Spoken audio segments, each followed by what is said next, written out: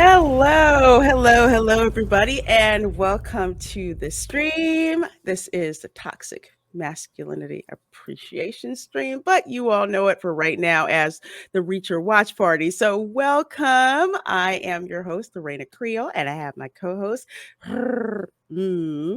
with us. How are you doing, my dear? I'm doing great, Lorraine. It's great to be here and talk up some wonderful toxic masculinity and have this wonderful watch party with you tonight. Oh, yes. This is so much fun. At first, I wasn't quite sure how this was gonna go with like watch parties, but I was like, I'm addicted now. I love doing this, especially with you because we get to bounce Oh, and talk and yes. through the whole thing. So it's great. I absolutely love it. And we love those of you who are starting to drop in here to watch us over here on Twitch. It's a new platform for me, and I know a fairly new platform for her. So we hmm sure do appreciate you guys dropping in here and hanging out with us. So, for those of you who are here, we are going to be watching episode 3 of Reacher, the title is called Spoonful. hmm So, we're going to go ahead and get that started. If you have Amazon Prime, you can go ahead and log in and you'll be able to watch along with us. So, before we get started, how about you give us like a little recap of what happened at the end of last week's episode, which was First Dance? Yes. In last week's episode, Reacher was coming right off of finding out about his brother's death. And now he was in the process of trying to do an investigation. And, it was kind of a serious thing. He decided that he was going to find out why and who this person was that had the phone number to his brother in their pocket and why. And so he, goes to visit and find out where the guy is. Ironically, it's the same guy he was in prison with before, right, Lorena? Hmm. Yeah. And I mean, that can't be a coincidence. So he knew he had to go directly to the family's house and find out why that was Hmm. there. Another thing that happened was that Reacher now is at a point where the people in the town they kind of know who he is, and they've Hmm. made it very clear that they don't appreciate that he's there. And it's becoming a problem because he's trying to do this investigation and people are kind of like snubbing him and telling him that he doesn't belong there and all this sort of stuff. And it is quite nerve-wracking to try and do an investigation where he clearly is his intentions are to help the people in this town, because as you know, he wants to completely do away with whoever did these horrible things to his brother, and Right. more is going on. But most importantly, he has to go out and investigate. But some of his investigations have led to situations where he himself is getting physically hurt. And one of those encounters leads to him actually getting kind of like sliced in the back of his back, I guess, Yeah. or it's not a stabbing. I don't know the correct violent word for what happened to him, but someone took a Yeah. He got knife. sliced. Yeah. Okay, it was Yeah. Hmm. and, I think it's very interesting. And I had said this before that I really appreciated how Finley, even though he knows Reacher is badass and is a serious investigator and is someone who's taking this, to the highest level of concentration when he's doing this, he's like, you know what? Maybe he needs somebody watching his back. And I really like that idea of teamwork. It feels like Finley, Reacher, and Roscoe have formed like this Hmm. unofficial official team of investigators. And above all, they want to make sure that they get out of this alive, because it's starting to feel very dangerous, isn't it, Lorena? It really is. It really is dangerous for two reasons. Dangerous, of course, because of the obvious physical violence, but also dangerous in that he's having to deal with a small town, not a large city.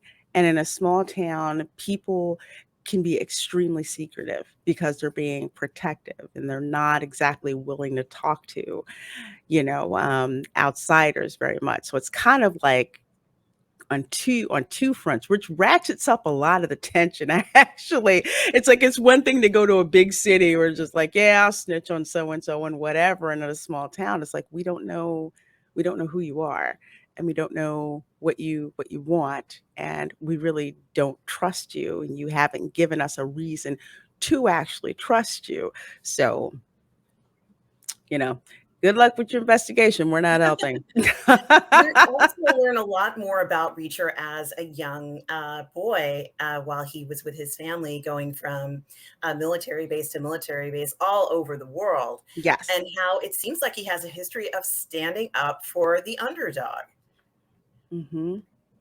And I really like seeing Exactly. that. I mean, like, he was willing to take a risk because he and his brother were like, we can't allow this to happen. And, kids do get hurt. Like, they play around and they do things that they're not supposed to. And I actually was very concerned for that child in that scene because, he doesn't know, the child doesn't know he's in danger. He could have hurt himself in that, warehouse they were kind of playing in. Yeah. Uh, And it's obvious that, this young boy has, that he's special needs. So it's even more the fact that they're taking advantage of someone who doesn't quite understand or can't really understand what's going on and that they're being taken advantage of. And this is like one of those things about toxic masculinity that I like. You have these boys who see that this is obviously wrong and they're incensed about it, you Yeah, know. they really are. And, as long as I can remember, there's always been a guy who was like, that's not right. I'm going to do something about it. And a lot of times they did get their ass kicked. I mean, Yeah. it was serious. It wasn't sort of like they always came out on top necessarily. Like they took punches or, got cut up or whatever it Mhm. was.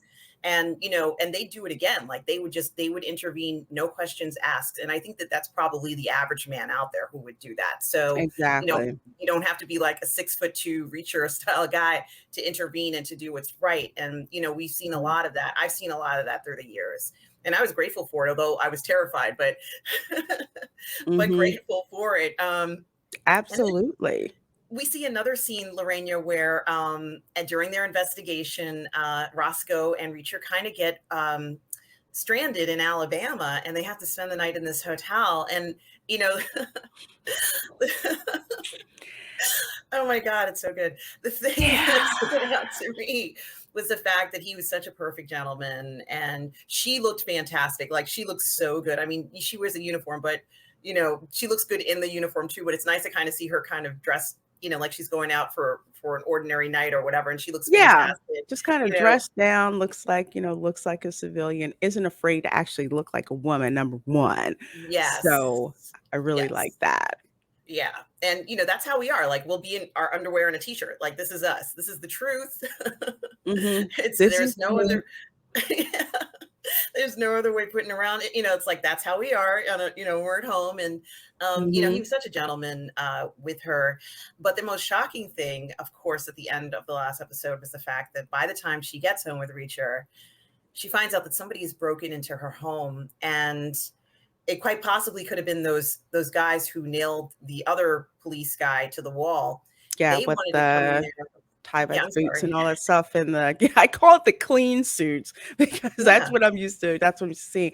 Yeah, and it's like we think that it may be those guys. It's like if they are those guys, like you were saying, we know exactly what they did. They literally crucified the police pretty much, the most part. So what would they have wound up, doing to her? And at the end when the teacher's like, I really need to get a gun.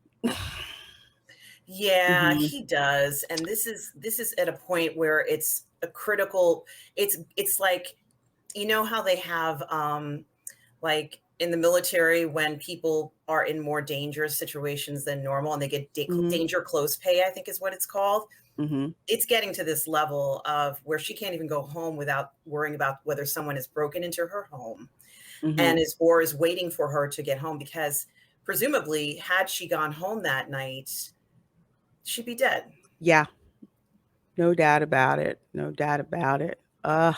So now we get to see what happened after all that happens and just I really have a gun, so we are going to start to check that out. But first of all, there's 4 of you folks watching along with us, so thank you Hi. so very much. I see your dad man walking, says, wait, I thought this was on Thursday, now I'm confused. We're playing a little bit of catch up to try to get all of the episodes watched by the end of the month, because by the end of the month we actually want to kick off proper our actual toxic masculinity appreciation show. So we're kind of trying to get all these episodes, you know, watched within this by the end of this month for sure. So we're glad you're here. Saw the Twitch announcement and came on over. So I appreciate that. And let's see. I see Aiken is here. Well, hello, Hi, good. hello. Says they'd Good. still be watching the streets for when she returns. Yes. Oh my God, it's terrifying. It's terrifying that they Mhm. have their eye on her because it said, "See you soon" or something on the back of Scratched the door. into the door. Oh God. Not outside, like, you're closing the door from the inside and think that you're safe, and you see that, and it's just like, I'm not even safe in my own home, and how that's a feeling that so many of us can identify with. It's like, if you weren't safe in your own home, what would that do to you, Oh you know? God. It's terrifying. And she's a police officer, for heaven's sake. Exactly. So we're gonna find out exactly what is going well, maybe not what's going on in Margrave, but what's coming up, what's going on. So we're gonna start here and let's see if it's opening up. Now, if this does what it did last time, I may have to start it like twice to get it to go. Unless, oh yes, we're mature audiences, of course. Says it may Hmm. be for mature audiences. I love it. It says, grab a snack and hit the lights. Watch party begins, and it has like the countdown and everything. Oh, it started right at the time point. 16 seconds in. Here we go. Oh, excellent. Okay.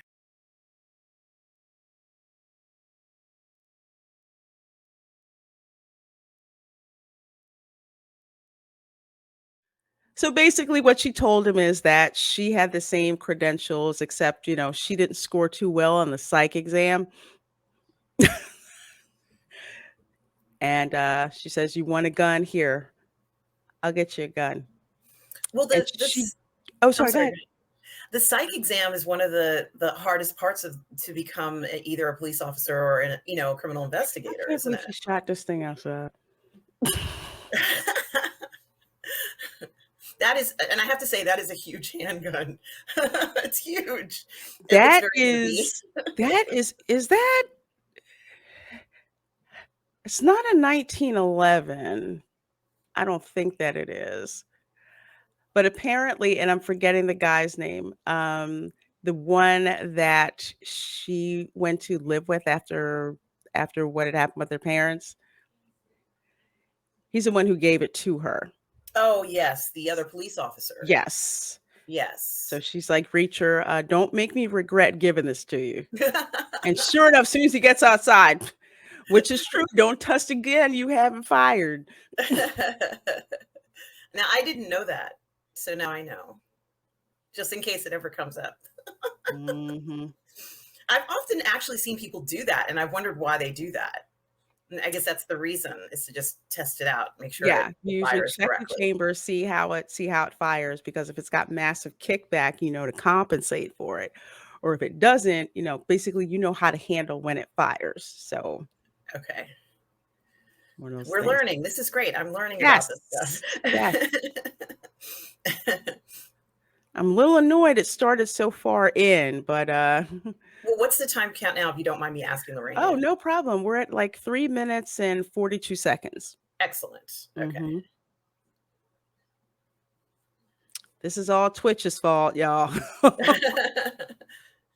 Well, of course they meet Finley, and Finley is like, what's going on with you guys? And they're going to have their meeting about where to go with this investigation. And I'm sure Finley is not surprised to find out that Mhm. somebody broke into her house. Yeah.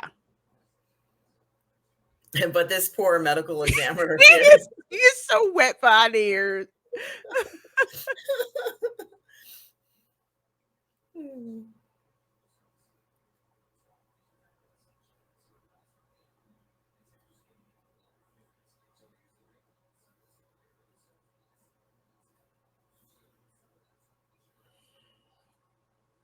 Uh-oh.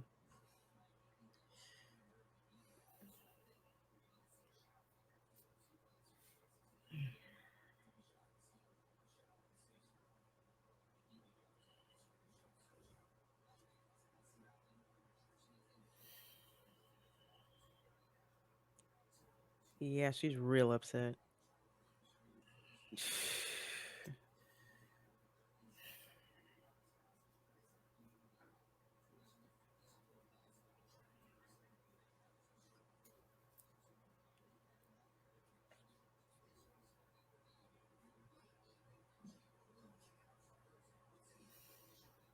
That's heartbreaking.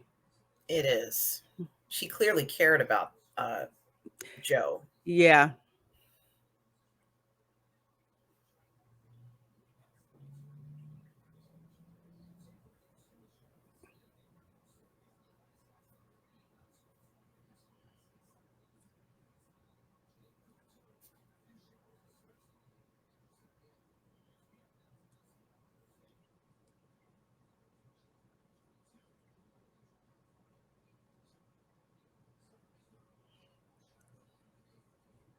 Wow. Aiken says, my brother and I sound the same on the phone. This really hit home. Oh, wow. Wow.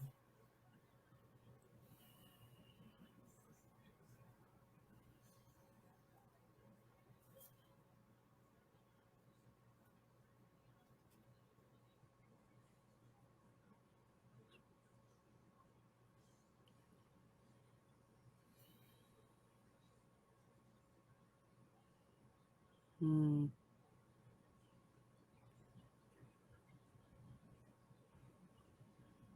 So that kind of brought her back.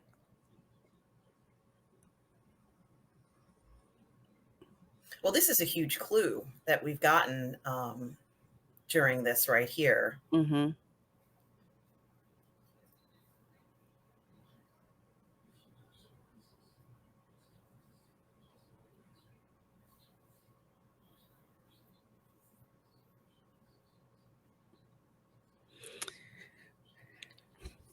That's true.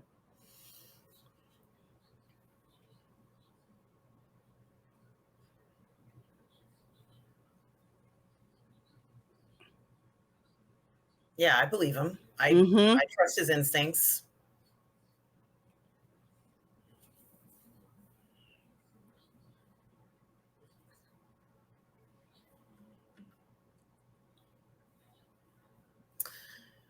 Oh boy. Wow. This is so sad.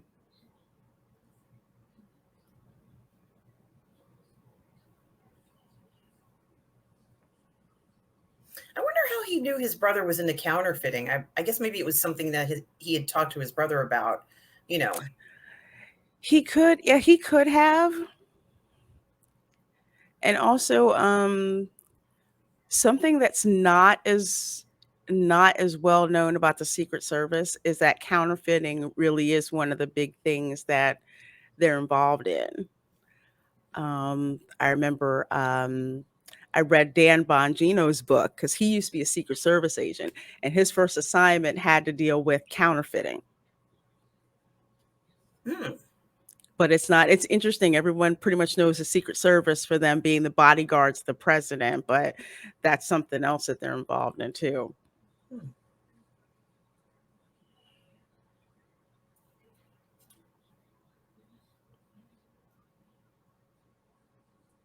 Even Finley's a little sarcastic here, because it went so well the Yeah, it last went so well last time. It's like, what are you gonna do? Refute that because it didn't go well last time. time.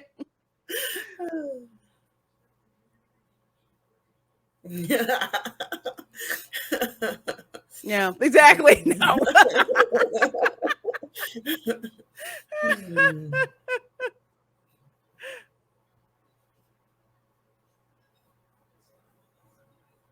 Yeah, it's Colonel Sanders. Yeah.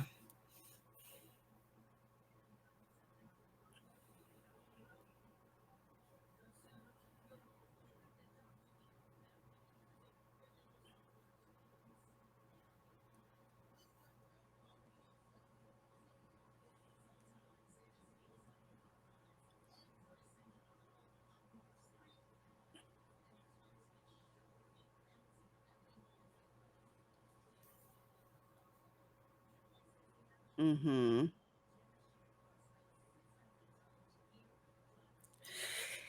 Here's what cracks me up. You saw the former chief of police basically executed cartel style, and you think that some rank perps or doing stuff like B&E and aggravated assault would do something like that? That detail? If you're holding up a Circle K, you probably aren't murdering somebody and then nailing their naked body to the wall and making them swallow their own balls. It's just Yeah. not, it's not Yeah, on here. it's no, it's just it's just not in the profile.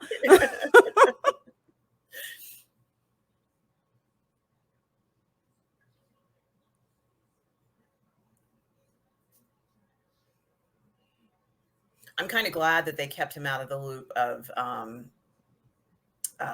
the family kind of going with Picard. That's his name, right? Picard. Mhm.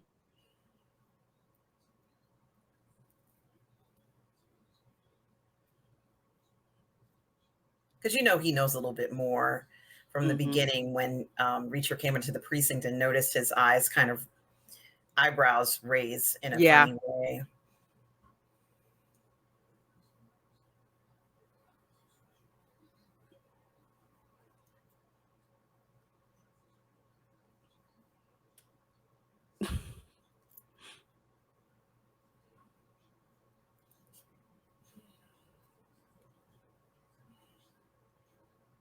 Hmm. Oh, so suspicious. Very suspect. Very. It's like he's reining them back in. Hmm. Like he's saying something that he shouldn't be saying. And she's not supposed to hear it. Right.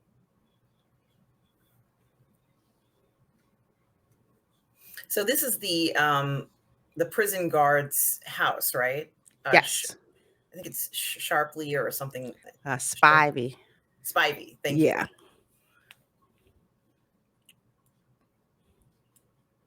The one that wanted to do a body cavity search on Reacher in prison. Yeah, I'm sure he wanted to do it very badly. Oh yeah.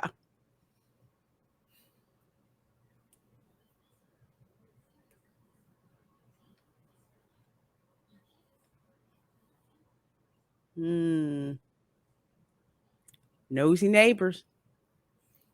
He did look over. Mm-hmm. He looked over to see if anybody was looking to see what he was doing, Mm-hmm. which I thought was very interesting. Because he doesn't have a warrant, Hmm. so he can't just roll up in there. I guess he could say it was a wellness check if he wanted to. That's true.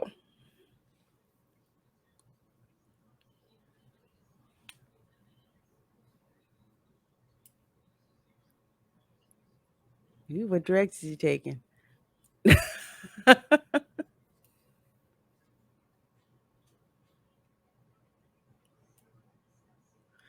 Yeah, this is a very gray area here. It's also kind of hard. Like, let's say if he looks, this particular prison guard guy, he kind of like, he doesn't really seem to have a place where I could say he's doing this or that. Although we know it's clear, oh, this is so messed up, that he put them in Gen Pop on purpose. That's the one thing we know about that guy. Mm-hmm. And the question is why? Why would he do Right. that? Right. And it's the call log. It was all Kleiner Industries.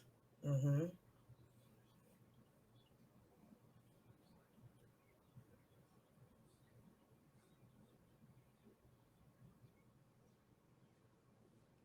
You said bus bench.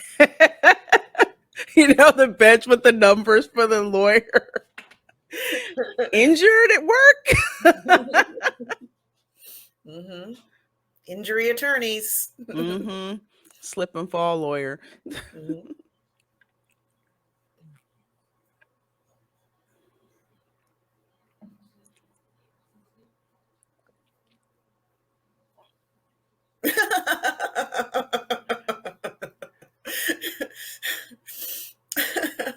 Like you don't know who you're dealing with.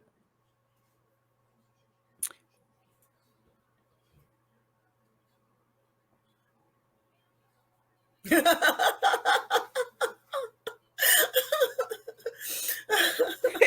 looking like, really?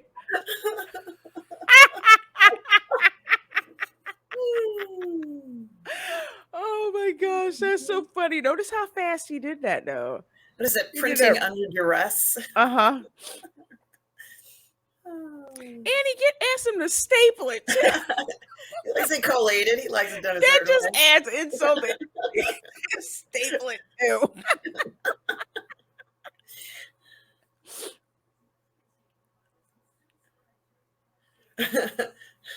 Oh my God, his face, the look on his face when he said, "You wish I," like the look on Reacher's face. I was like, I'm scared. Goodness. Well, things didn't go too well for you, did they, Finley? Yeah.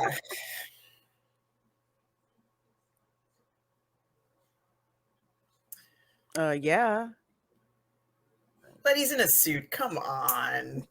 Come on. What are you Who breaking wears a into? suit to do a B&E? In a way, I almost want to say it's genius on the part of Lee Child's writing this. I'm assuming this parallels the book. Because if you're like a mystery person or a true crime person, you're putting this stuff together. What fits and what doesn't seem to fit here. Exactly. Zach? They didn't have to beat him up so hard. That was unnecessary. Mm-hmm. They could have just told him to stop. Exactly. And he would have. Like he's not the kind of guy who would resist. He'd be like, okay. Mm-hmm.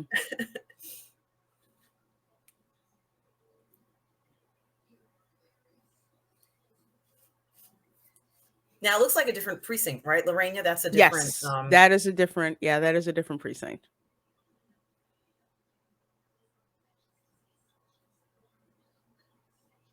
Jolene. Oh, this is such a hole in the wall. I bet you that chicken is good. It is damn good. Homemade. Look at the smoker. It's so good. I'm sorry, the foodie in me is right like now, Lorena. I do. I want like so this. Oh, this scene right here. Mm-hmm. If you're hungry, I would highly suggest probably not watching for the next 5 minutes.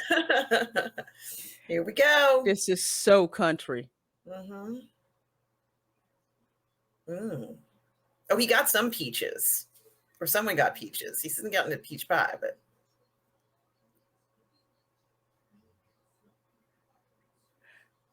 Why? Yeah. I actually like to see him eating because like he seems to enjoy his food so much. And he's got the fried okra too. Oh my God, I love fried okra. Me too. Me too. Ooh. Yeah, Aiken says you drool just walking up to the benches. Mm-hmm. Yes. Because you can smell the food as you're getting there. That's why you don't care what it looks like on the outside. It looks like a hole in the wall, but the food smells so good. You're just like, I'm in the right place. Oh my God.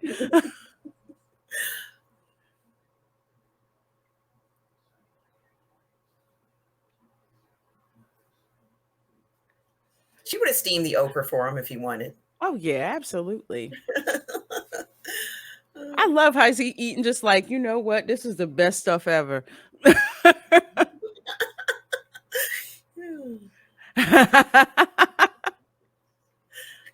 Oh, goodness. That's some way you make a nice meal for and you know he's going to appreciate it all. And he'll ask for seconds. Yes. Those greens look good too. They do look good. See? They look like the ones I make. That looks like the Publix fried chicken.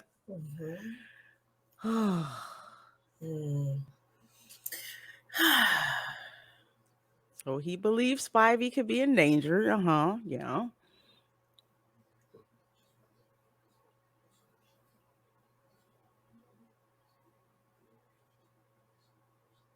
Now she's eating, of course. Like she's still in the middle of it, Okay, I guess I'm taking it to go.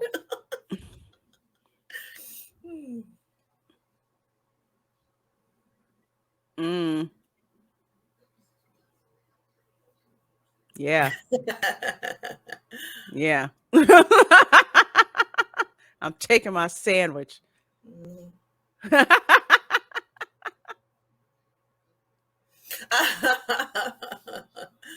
Oh, heck yeah. You better not Aw. leave them ribs. Aw. Oh, And he gives I it forgot to about the this. I did Oh, too. oh, it's so Poor dog. sweet. That is so sweet. Hmm.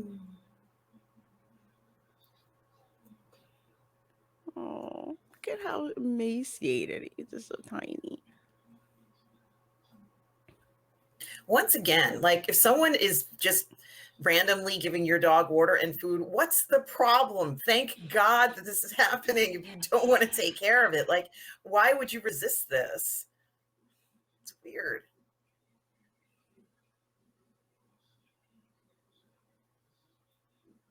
Yeah.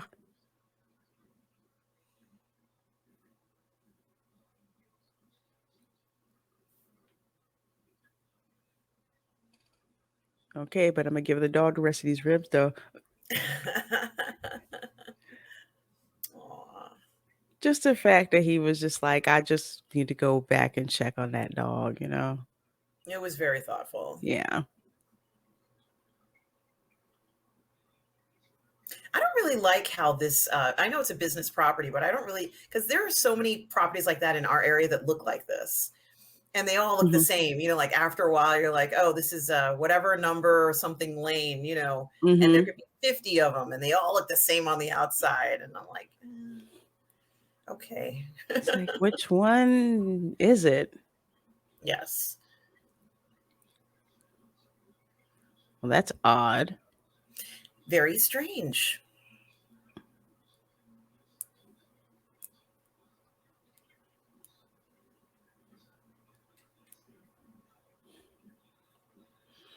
Oh, send a secretary out to get him.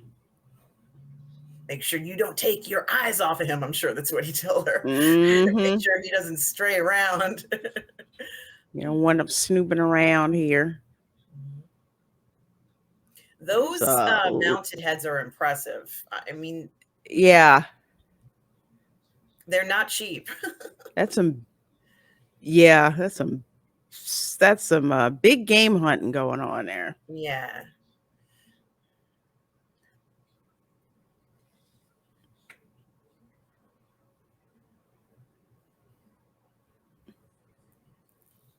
Mm,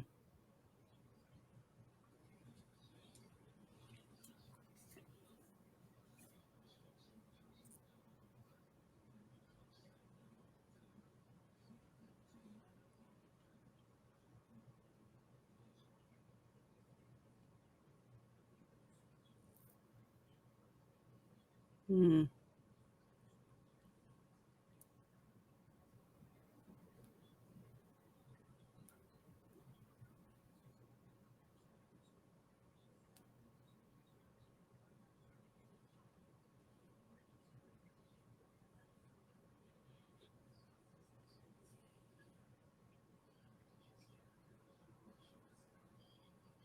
which is So, logical. so he's saying he has a situation with truck drivers. Hmm. Okay. They're pretty much, it's just easier that rather than, letting some public defender or whatever handle it, he just has counsel on hand that, like, if one of their drivers gets into an issue, just, go get them out, pay their fee so trucks can get moving. It makes sense.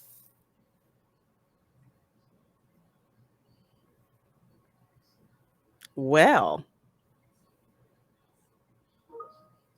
But this indicates that he feels he might be above the law.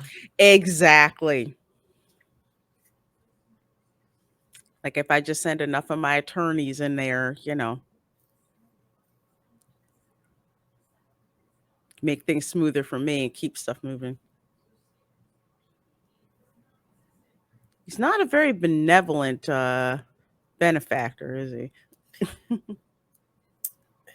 He seems to be the kind of person that if he gives something, he wants something in return. Exactly.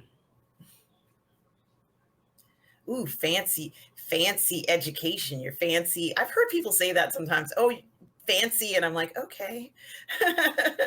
I don't know what that has to do with it. Usually when they say that, usually they're jealous.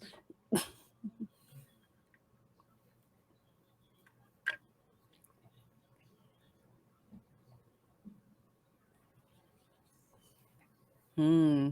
Mhm.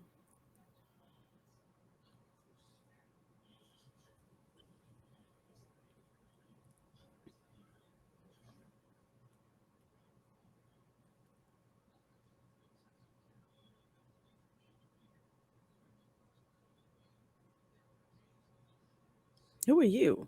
That kind of sounded like a threat. It did. Usually people who feel entitled.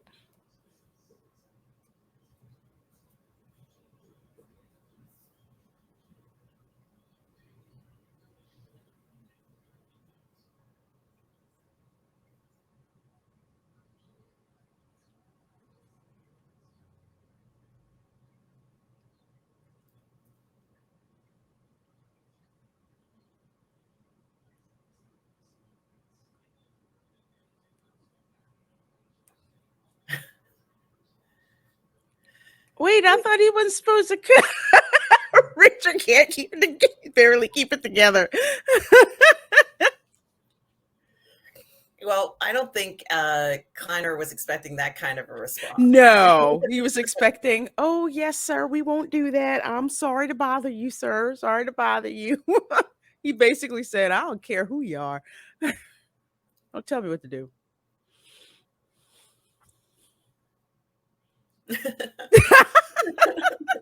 You know, Richard couldn't wait to clown him about that. True.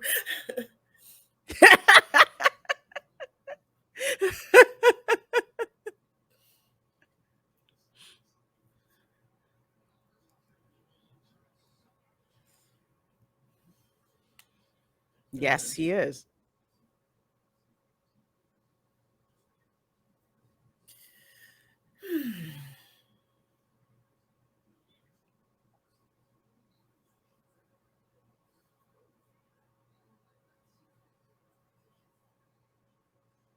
Oh man, that looks serious, right? Like Hmm. those are MPs, right? Yes, MPs.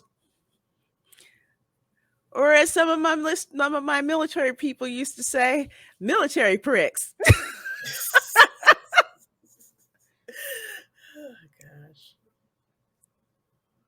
Hey, BK Panther. He says, hey, ladies. Well, Hi. hello. Welcome. Welcome to all of you joining us for this watch party. Yes. We are actually at a timestamp at 28 minutes and 2 seconds, Okay. about halfway through the episode, a little bit. Mm.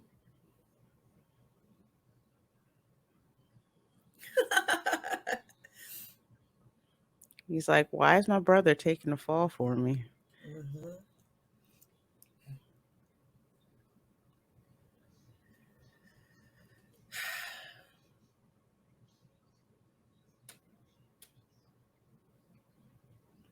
Not only does he have to move out of his apartment, he has to move from place to place. Mm-hmm. So you're not in one spot all the time, so they can get a fix on you, whoever these people are. And fake names. Travel light. Mm-hmm. Paying cash. I'd mess this up big time. Like, We here's my both. card. Oops, I was supposed to do that. Yeah. And I'd pick motels that looked too good. You know, like you should be like in maybe places where they wouldn't think you'd go to, but Yeah. tweed pajamas. They call it what, the no-tell motel. That's right. That's right.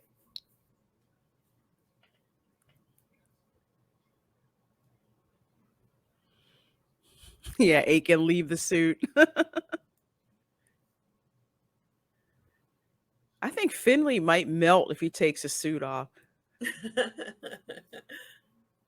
He does look good in it, I have to say. Mm-hmm.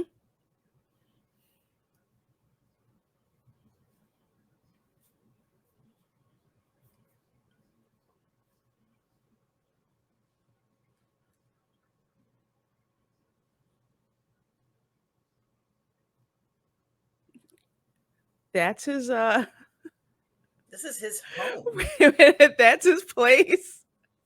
Wow. Looks like he just moved in. Yeah.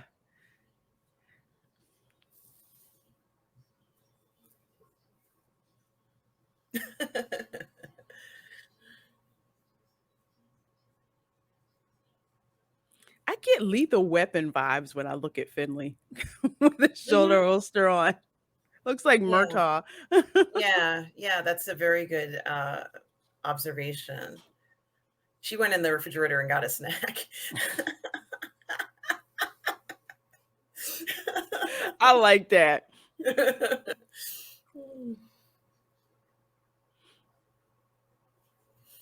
Mhm. Mhm.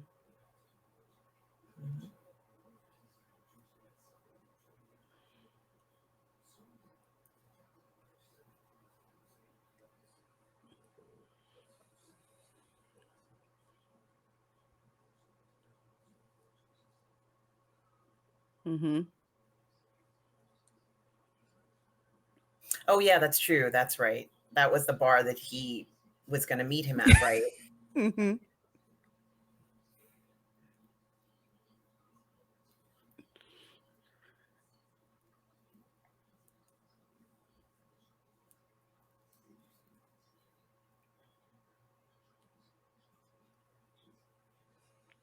Yeah.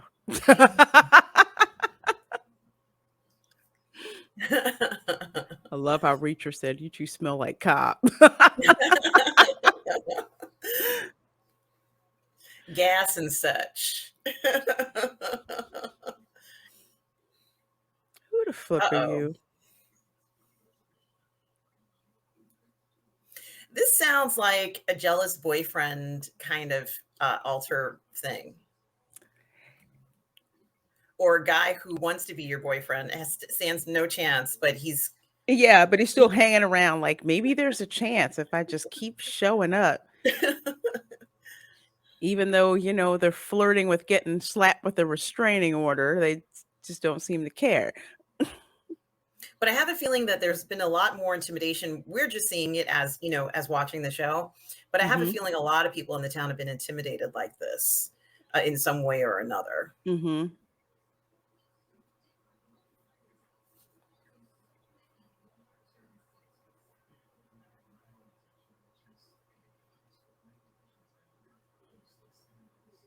Especially when it's a family that has enough money that they've basically bought the whole town.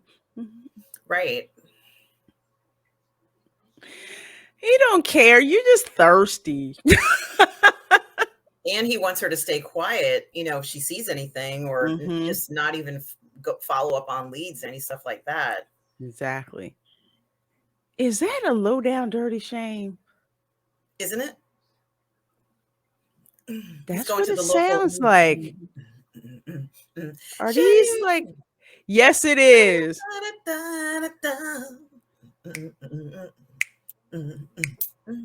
That's like the music my parents used to play.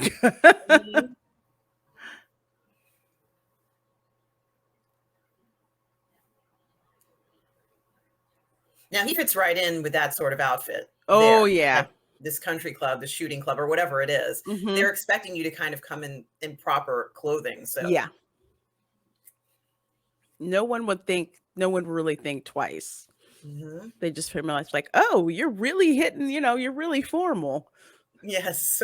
But it's like it fits. No one Mhm, would think twice or blink twice. mhm.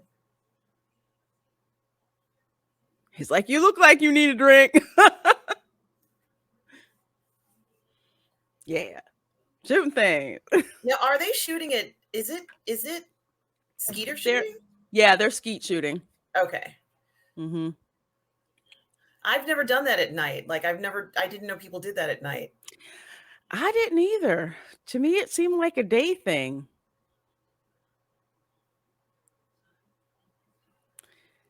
Maybe it's Bec like a some sort of business get together, and they're like, yeah, Mhm. we'll do some skeet shooting too. Okay, to unwind. Mhm. I've never done it. I know it's an Olympic sport. I Yes. played it on a video game. I forget which game it was, where you would do skeet shooting, but Yes. haven't tried it before. BK Panther says, "Are there any good rich kids? There must be some. Can't think of any at the moment. I mean, in shows or movies. Hmm, I'm not sure." I don't know. Well, apparently, and I'm blanking on his name. I can't believe I'm doing this. He had actually left that company for like a year. He just like poof up and left. Right, right. The guy in the beginning of the story, Hmm. so he's not telling everybody the truth of where he works. Right. Doing some contracting and, "Oh, he's at Finley's at the bar." Well, well, well, well, well. Uh, the bar. Mhm.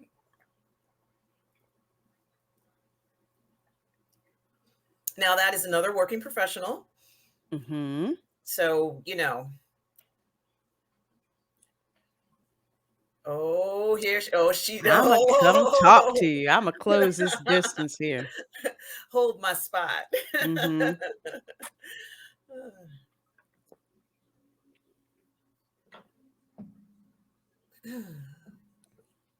She's incredibly polite and actually very sweet. Hmm.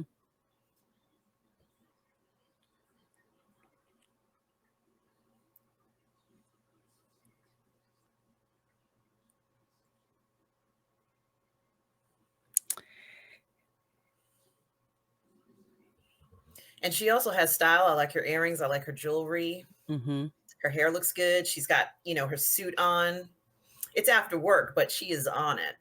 She looks good. She's very personable Mhm, because men don't go spilling their guts to just anybody. mhm. So she obviously makes him very comfortable.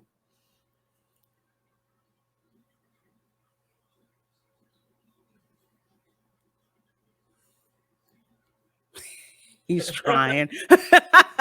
You can tell he's just like not a pro at this. Mm, mhm. Because you know you find me attractive. That's right. Mm.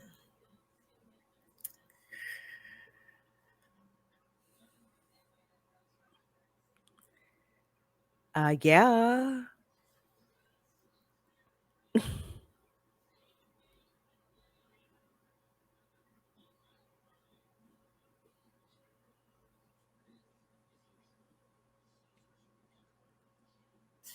Oh, man. All right. Yeah, I'm take my I can go now. They could have had a kiss and cuddle. That's all I'm I saying. know. A little That's bit when of, you that's when you go to the supermarket and get the pint of Ben and Jerry's yeah. and a bottle of wine. Like, can't win them all. That's right. But I think they could have had a nice little, I was hoping that's where it was gonna go, but mhm. I was kind of annoyed it didn't.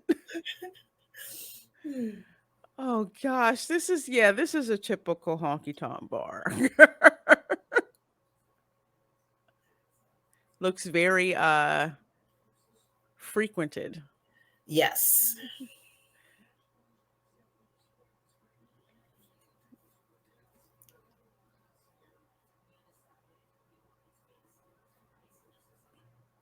What?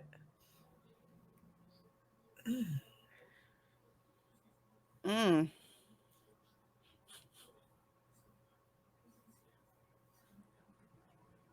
Gosh, he could tell all that by the domination of his money. Mm-hmm. Oh shoot. He took the money. Look, he took the money and he left it. I know.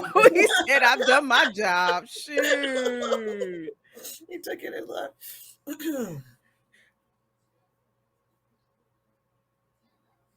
Dang. Ooh. Oh. Oh, notice he's not tough anymore. He probably peed his pants too. Oh, did she just record that? I think I saw somebody with their phone like, "Yeah, I'm gonna record Yeah. this." Uh-oh. Mm. Oh Hey, my PK gosh. Panther. Yeah, I heard about 1883. I still have to watch that. Yeah, I heard it was fantastic too. Mhm.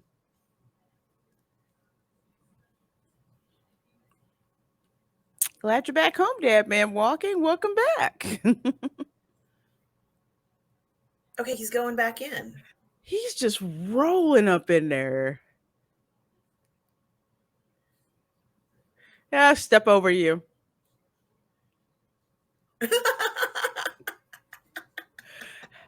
I love it. He's just like, I forgot something. That's right. Did he really just walk back in the kitchen just to get some gloves?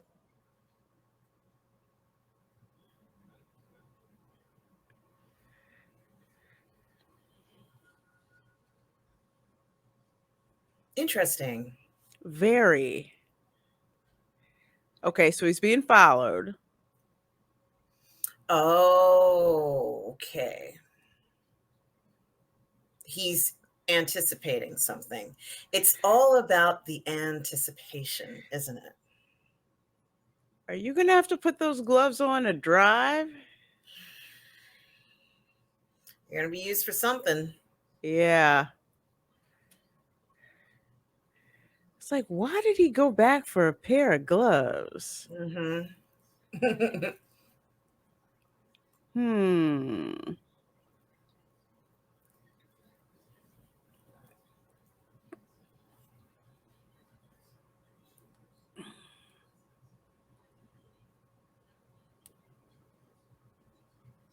Okay, so he knows he's being followed Yeah. and he wants them to follow him. Mm-hmm. Because if he's saying, "Stay with me, boys," Because he knows where to go. They don't. this is very interesting. He Mm. has his gun out and he's driving with his gun on the handle of the steering Hmm. wheel. Oh, okay. So they're going to follow. See, he's no longer in a car. But Interesting. they're not going to know that as they drive up that he's not in there. Right. They're just going to assume he got out and went inside. This is very dangerous. Oh man.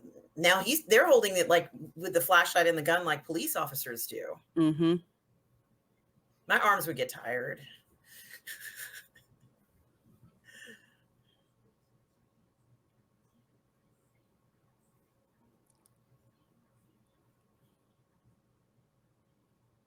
Is this when he's going to cap both of them? Yeah, I think so.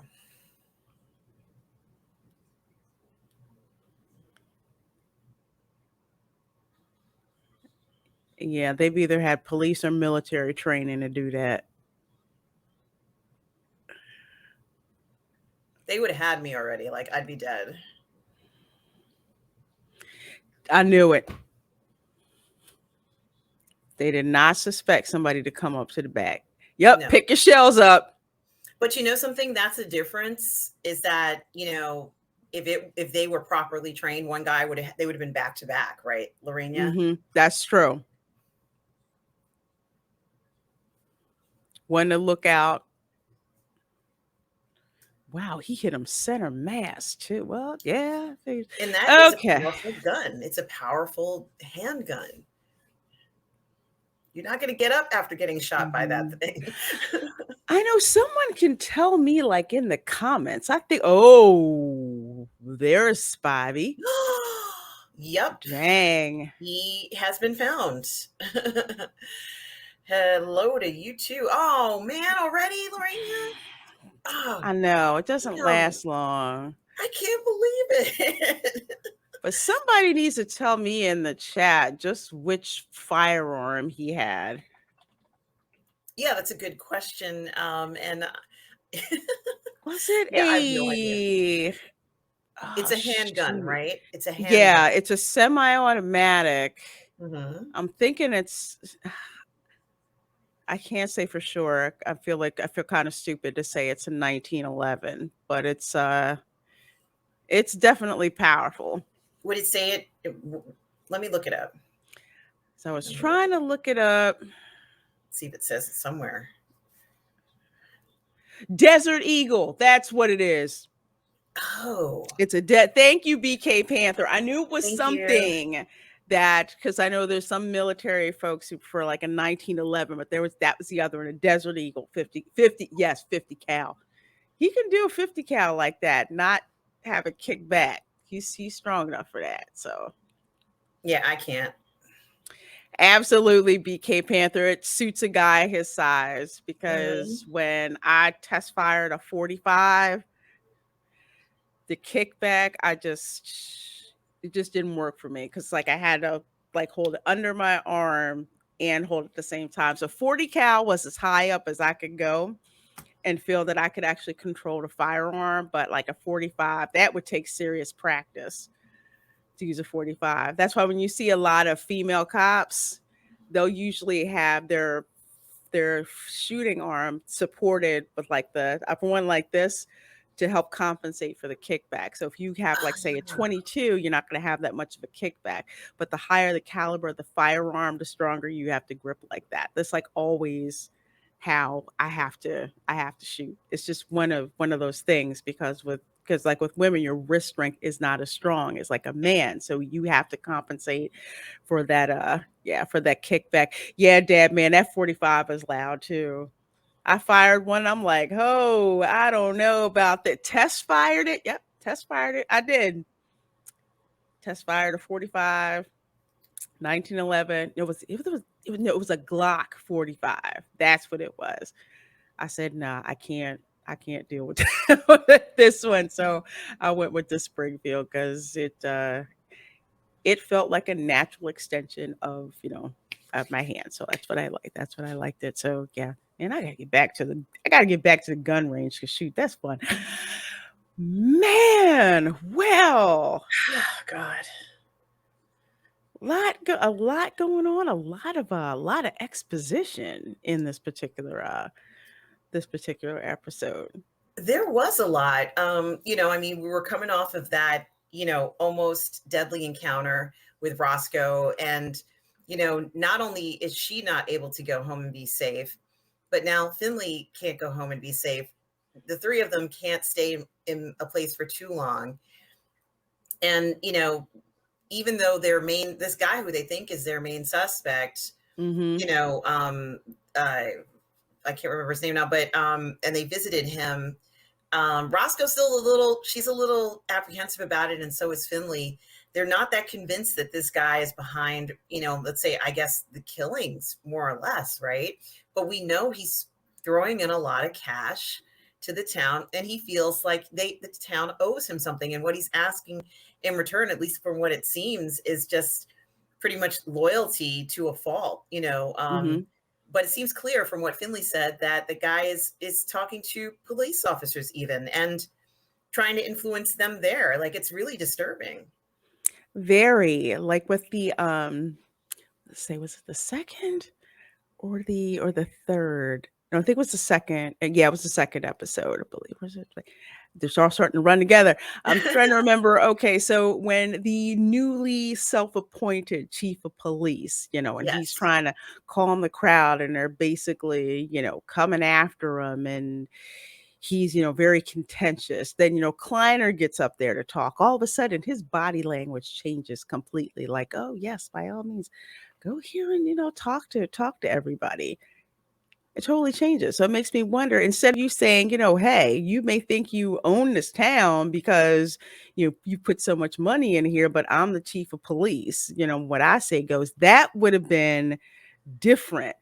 But he just, said, okay, go ahead. Yeah, whatever you want, just keep sending money my way. So something's up with him. And obviously all of these Kleiners just have this entitled attitude, which, you saw from the scene where Finley and Reacher went to go see Mr. Kleiner, and then one of Kleiner's demons spawned, basically trying to talk to Roscoe, basically, stalking her for pretty much I what it know, like, is. he It's just threatens something her and else. then tries to hit on her. I'm like, "No, mister, that doesn't actually work in real life." Threatening Exactly. is not a turn on for women. I'm sorry, but it just isn't.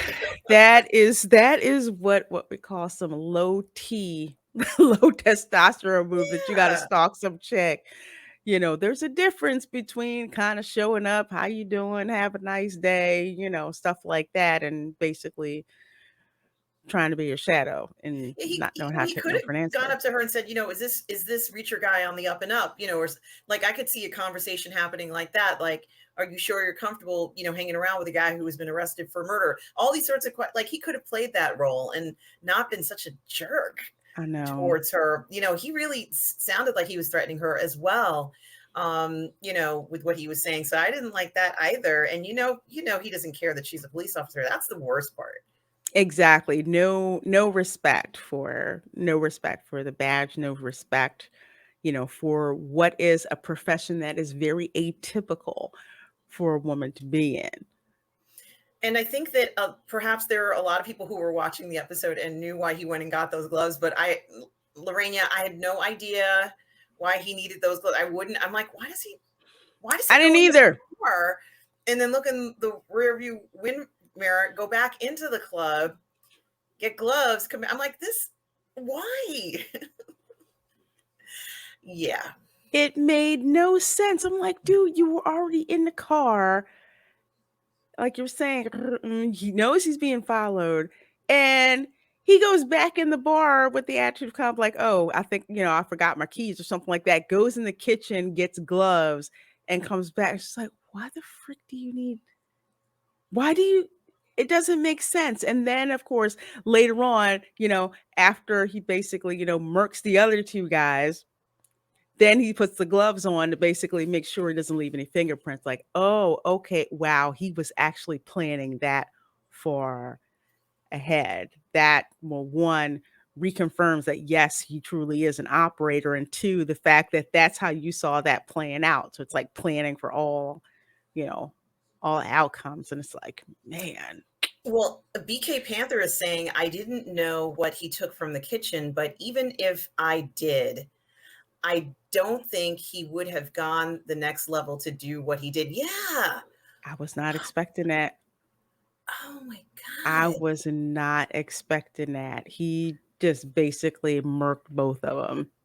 Yeah. I mean, this was because he's had training. He's had this training where he knows how to deal with situations like this. And it Mhm. totally caught me off guard. I wouldn't have guessed that's what he was doing. In fact, it not until the second or third time watching it, you suddenly realize that there's a reason, and he's very Mhm. deliberate in what he's doing. And we also see when he was a child again in this episode, where he and his brother, because it seems like they spend a lot of time together as children, and Mhm. they've had these incidences where maybe somebody did something and his brother took the blame for it.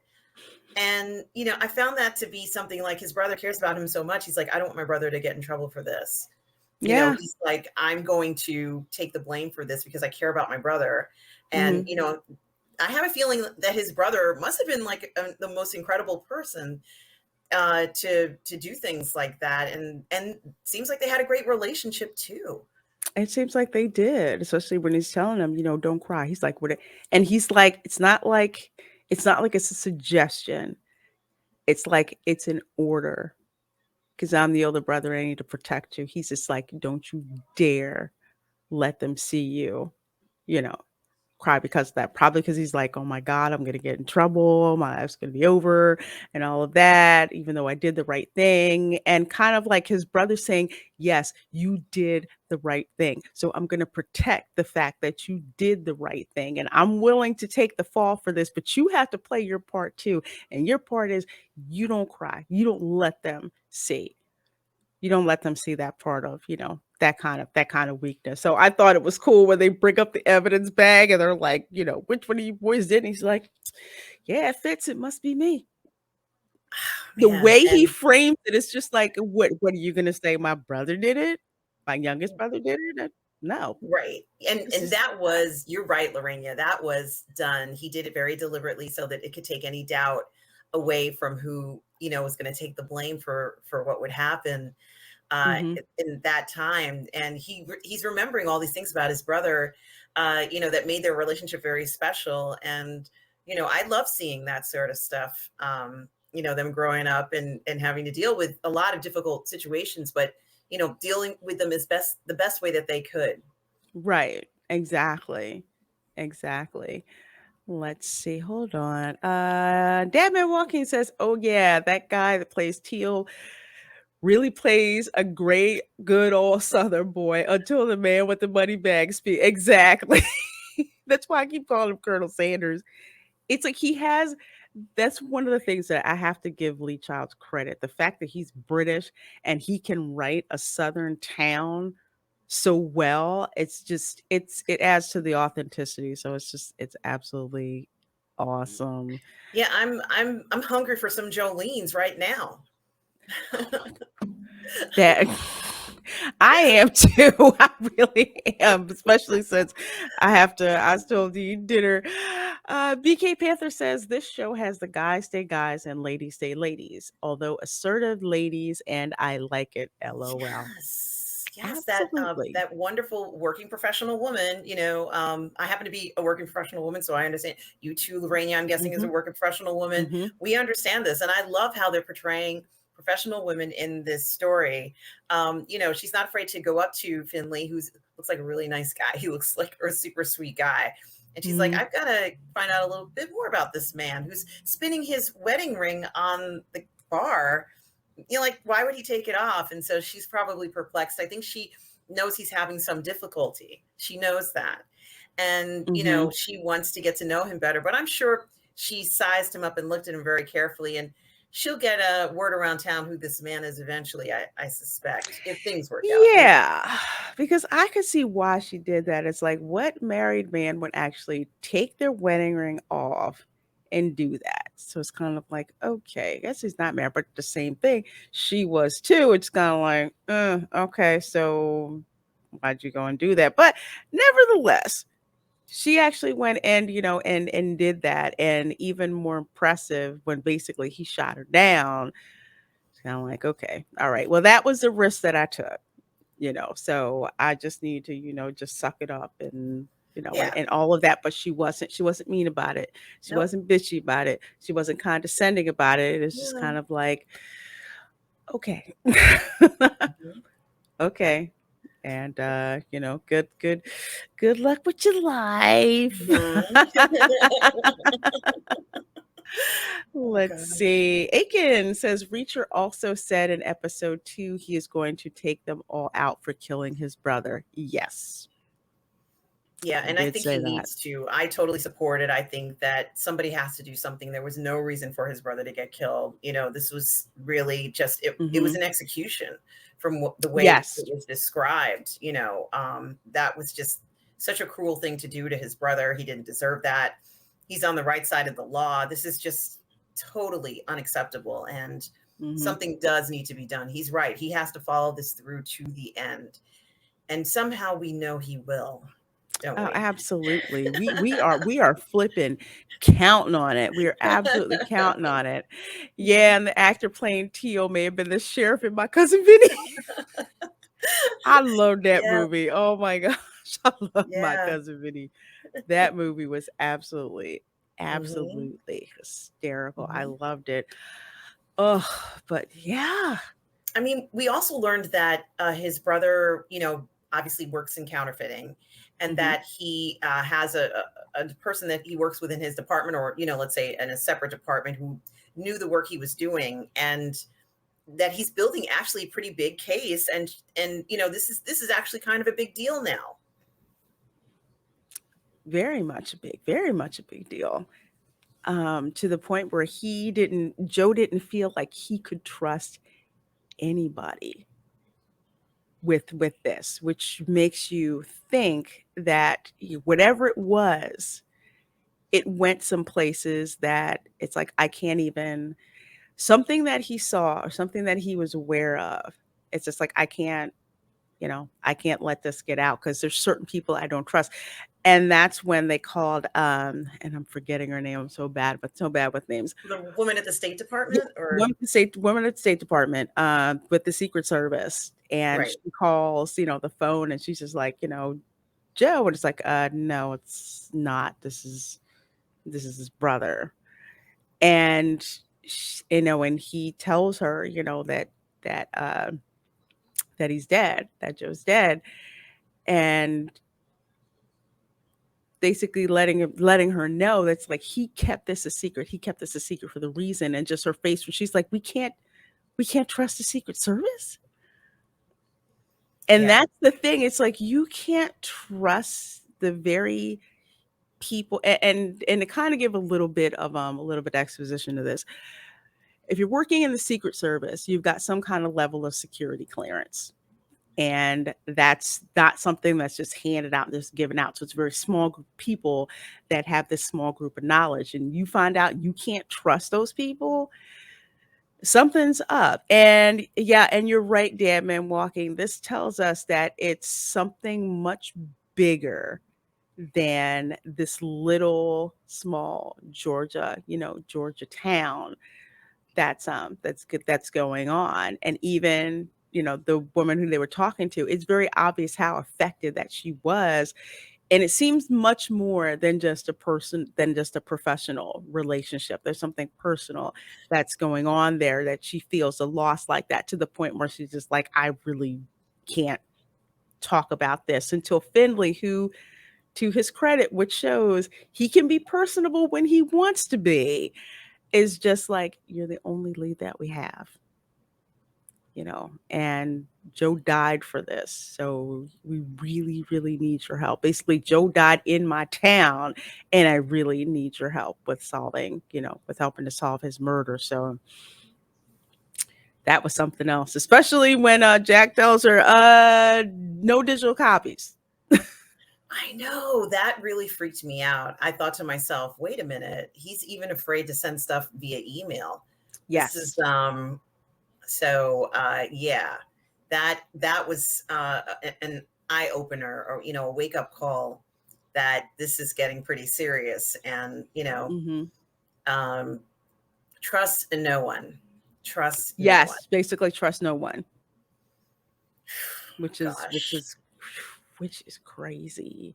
it which is. which is crazy. It's almost like the kind of like the trope where you have the cop who realizes that somebody in that department is dirty, but when they find out who it is, it's somebody that's so high up that it's like they can't tell anyone until they have concrete evidence about what's going on. They can't even trust their partner that they've been out on the beat with like for years because of that. So it's almost like the same. It's almost like the same setup, but the fact that it's, up in the US government, it's like, oh, what is it that he couldn't share that with his superiors? So there's some dirty folks, Yeah, some yeah, I agree. dirty folks up in there. Hmm.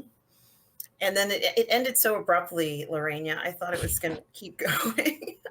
It ended. I have to laugh because you sometimes I've seen like shows like cop shows or like murder mystery shows where right before they cut off for the next episode, the person you didn't expect to turn up dead shows up in the river or somewhere else. This guy was in the back of the car with And he would have never found Spivey if he had not done what he did. That's the other funny part about it, is that his desire to kind of evade these guys, or maybe mm-hmm, find out if he could search their bodies if they had ID or right. something, led him to looking in the trunk. Mm-hmm. And it is, I guess I shouldn't have been surprised he was in there. Man, and how much money those two dudes had on them. Just Thousands. you don't walk around with that much that much cash. No, unless you don't want to leave a trail of who you are. And they're probably also like giving different names from town to town, but they're going to stick out down there possibly. Oh, they definitely, as soon as they start talking, you can tell. Hmm. It's like they are not from around here, Yeah. you know, at at all. But So, I think in the previous episode, the uh, the guy who owns the barber shop said to that you have two Spanish mhm, friends who are in town, and to watch your back, and so that was mhm. something else that actually was a very good tip for Reacher. Very. Yeah. And it's interesting. Again, it goes back to how, this one particular barber is no, he hears from everybody talking about stuff and things that he's probably, just overheard. But you're right. That was a very crucial clue, to give Reacher. So it's interesting how that played out. And I guess they were hanging around in that particular bar in case he shows back up, which he did. Spivey's old, I guess, watering hole or whatever you want to call it. Mhm. So he did peg that one right. So yeah, that was maybe he had actually gotten there a few minutes after they killed Spivey. That could be true too, because they probably did not want Spivey talking. They probably knew he'd squeal as soon as Reacher found him, Yeah. which is probably what they would do. So they just, we'll just get rid of him. Damn Man Walking 55 says it'll be interesting to see how they expand on the Baghdad incident. Apparently, it makes Reacher pause when it's mentioned. Yeah, and I'm thinking it might herald back to the case where they had like some of our service then, you know, quote unquote accused of certain incidents in Baghdad. So it'll be interesting to see where they go with that. I know where they go with it. So I was actually very happy. I was very pleased with how they brought that up and why they brought it up. And it fits in perfectly with what we see with how Reacher is. So when we get to that point, you'll see it. But keep your eye on that, because that's where one of the I call them one of the really spoiled Kleiner kids was like, yeah, you so and so in Baghdad. Now, kind of reminds me of the people who love to accuse servicemen and women of doing certain things, certain atrocities in Baghdad without any evidence. They'll just smear them. Just, oh, you were there, you must have did X, Y, and Z. It's very disrespectful, Very and disrespectful. you can tell just by, and I think it works for like two reasons. You can see like how Reacher is not happy with that, and especially for viewers like myself, and probably you as well, when you hear that, just like that's some disrespectful ish to throw on somebody, and you have no evidence whatsoever. And it's very snarky, you know. Yes, it is. And it also makes me question, like, you can't just get somebody's military records, right? I mean, you can't. So Not that level. I don't think.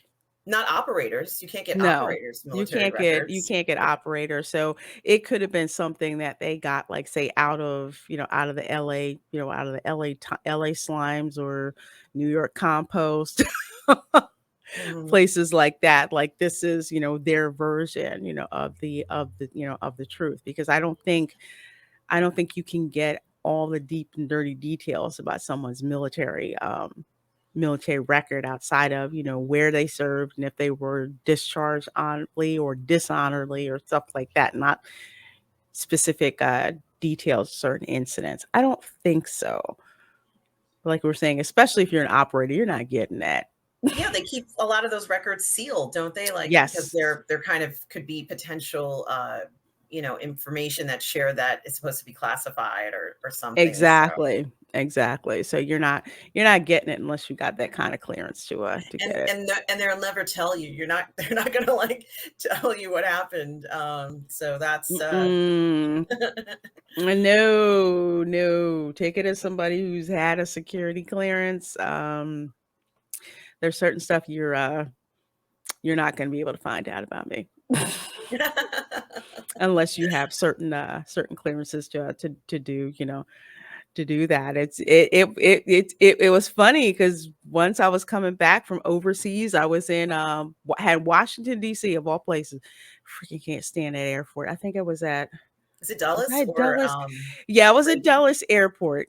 Thankfully I wasn't at Reagan, but I was at Dulles Airport. You Mhm. go through, I had to go through, customs and all that, Yeah. immigration. They have to slide your passport, ask you like 50 million freaking questions. I'm just like, I don't feel like freaking dealing with this. I get there, I hand him my passport, guy slides it through, looks at me, looks at the screen, looks at me, says, "Have a nice day, ma'am." I'm like, "Okay, bye. I'm going now." It was the weirdest freaking thing. It was interesting Mhm. having one of those. I'm glad I no longer have it, but that was it. That was an interesting part of my life working for Stark Industries. Let's put that one. Yeah, I love that. I love that you call it that. I'm glad. I'm glad I had a great period in my career doing stuff for our servicemen and women, for things Mhm. that go boom and that fly and Right. that do all kinds of cool stuff so they could do their job better and smoke a lot of fools. I was very proud of that, but I'm glad I don't have to deal with certain bureaucracies anymore. Yes. And so this episode ends so abruptly with him opening up the trunk and finding, Spivey in the back. And um, Hmm. it's just like, two people have fallen and then you find a third. And it's like such a shock, right at the end there. And then, of course, credits. And I'm like, oh no, oh Amazing no. how they keep you hooked, isn't it? Just like, Yes. oh man. I'm going to ask you this actually now. Do you think this would have worked as well of a show if they had only given you one episode a week as opposed to dropping everything at the same time? I think it would have been as popular, yes. And I think that people would still have watched it. But I Mhm. also think maybe they did it all at one time because there are so many fans of this series of Mhm. the Lee Child books, and I guess they feel that it's more advantageous just to put all the episodes out there, and they know that people are going to binge watch this. But the Right. rewatchability is something that I find so refreshing, is that you can watch these episodes over and over and over again. They never get tired. No. And that's what I love about it. You can go back, even just go back and just pick out any episode. BK Panther says, "I think you two ladies are really going to like episode 4." I did. Ooh. Ooh. I'm like, "Which one was episode 4?" As soon Yeah, as I what is read the episode 4? details, I'll find out what it is. Which one is episode 4? Let me see. Let me see. Episode 4. In a tree. Hmm. Interesting. Very interesting. Yeah, you know what? I'm just gonna go in cold with that one on Thursday. So I'm not even gonna rewatch it in advance. Just go with it cold I'm so you not guys can either. see I my wanna enjoy it response. fresh, Yeah. seeing it Yeah. and just enjoy, noticing so many different things, like what we just talked about in the car, and him going to get the gloves and not Hmm. really understanding what he was doing in the bar the second Yeah. time, although I'm sure there's, like, half of the country, like, totally understood what he was doing, but I I didn't. I had no freaking clue. And then, later on where he's like looking from the bushes, look at these two guys. I'm like, he is gonna cap both of them. Mhm. Or is he? And sure enough, that's what he did. I'm like, Yeah, okay, all right, okay, okay. and So then that's where we're gonna go with and he this. did pick up the shells, Yeah, so, or the whatever you wanna call it, like that's what you casings. do because you pick up the shell so nobody, because that's the first thing that people that they look for, like a crime scene that's got a gun. They're looking for the shells. So Yeah. It's like pick those up, gone up. Nope, nobody can find that. Gloves on, no fingerprints on the bodies or anything. I'm like, crap. Mhm. Did not Clearly, put those that's two together. So I wouldn't have guessed that was going on either. I would have never guessed that. So now I know. no. I think because they were in the kitchen and so nondescript, it's not like they had, like, say, a pair of OJ gloves lined to the side. I think we would have put that together, but they just went and got like some Rubbermaid gloves that they keep in the kitchen Yeah, of I would all have been like, "Do you have places. a fresh pair of unused gloves?" He's like, It's "Anyone will do." it's just so nondescript, but yeah, it's Mhm. love this episode, the way that it ended. It's like, "Ah, crap!" Just things just keep getting curiouser and curiouser This as we is go along to this find is out a what's complicated I'm sorry. yeah, just what's going on in Margrave. We still don't know. Mhm. We still do not know, but Thursday, 5 p.m. Eastern, we're going to be back to find out episode 4 and find out some more about what's going on. So you can join us back here again. But before we go on out, why don't you tell the people where they can find you and, of course, what you have coming up? Yes, you can find me on my YouTube channel, Positive Fandom, and you can also find me on Twitch under Positive Fandom as one word, where I do movie reviews and interviews and so much of that good stuff that we like. On Monday nights, you can find me streaming with Lorena on Toxic Femmes at 8 p.m. Eastern. Excuse me, Mhm. yes, 8 p.m. Eastern. APA. On Wednesdays and Thursdays, you can sometimes find me on the 1/6 Scale Man Network on Say What or Uncivilized Scoundrels. On Thursday afternoons at 12 p.m. Eastern, you can find me on Midnight's Edge in the morning with Tom and Andre and Cameron Pasha. On Friday nights, you can find me on the Burnett Work, streaming with Robert Meyer Burnett. And on Sunday mornings on my channel, Positive Fandom, at Hmm. 10:30 a.m., you can tune in and see me live on my Sunday brunch show, where we do the parlay of everything that's been going on in the week. And I sure hope to see you there. Excellent, especially that Sunday brunch show. Gotta check that out. Gotta check that Mhm. out. Well, folks, of course, you can find me here on Twitch. You can find both of us here on Twitch. Also, find me over on YouTube where I do various live streams. Tomorrow night, actually, on Wednesday. Well, actually, Wednesday, I got two shows going on. It's kind of crazy. So, I have Blvd Menace, which will be hosted on Yes. my channel this week. And then there is the Dark Council, which will be on Fatal J's channel.